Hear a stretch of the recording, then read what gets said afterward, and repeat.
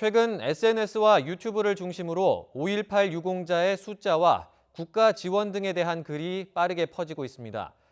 5.18 유공자의 수가 계속 늘어서 10,000명 가까이 되고 각종 지원을 많이 받아서 귀족 유공자라는 내용인데요. 사실은 어떨까요? 염혜원 기자가 확인해봤습니다.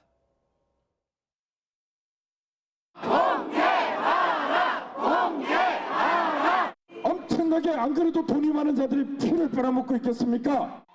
지난 주말 광주 금남로에서 집회를 연 보수단체 회원들은 5.18 유공자 혜택이 과해 엄청난 세금이 들어가고 있다고 주장했습니다. 이런 극우단체들의 귀족 유공자 프레임은 최근 들어 SNS와 유튜브를 타고 빠르게 번지고 있습니다. 이런 주장이 사실인지 확인해봤습니다. 5.18 피해자 보상금은 지난 1990년부터 2014년까지 7차례에 걸쳐 광주시가 지급했습니다. 모두 9,200여 명이 신청해서 5,800명 정도만 인정을 받았는데 유공자가 9,000명이라는 숫자는 여기에서 나온 것으로 보입니다. 하지만 국가 유공자는 보훈처에 등록돼 있는 사람들을 말하는 것으로 현재까지 4,415명으로 집계돼 있습니다. 결론부터 말하자면 보훈처에서 5.18 유공자에게 주는 교육과 의료, 취업 등의 혜택은 다른 국가 유공자들과 비교해 더 많지 않습니다. 보수단체가 비교 대상으로 삼고 있는 참전 유공자들과 견줘보면 오히려 매달 나오는 수당은 없고 병원비 감면 수준은 비슷합니다. 일각에서 주장하는 TV 수신료, 인터넷, 가스, 전기요금 감면도 없습니다.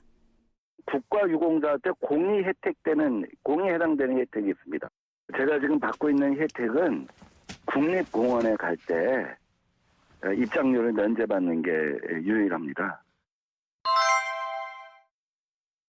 5.18 유공자는 크게 세 부류입니다.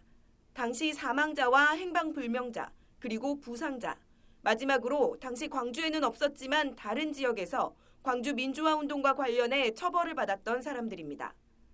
민주당 이해찬 대표와 서른 민병두 의원, 민주평화당 최경환 의원 등 4명이 여기에 해당되고 이 4명 외엔 현역 의원 유공자는 없습니다. 서울대학교 그것이 광주에 영향을 미쳐서 내라는 모처럼 이렇게 공소장이 구성되어 있는 거거든요. 그래가지고 광주 유공자가 된 건데 그런 분들이 그렇게 많지는 않습니다. 보훈처가 5.18 유공자 명단만 공개하지 않는다는 것도 사실과 다릅니다.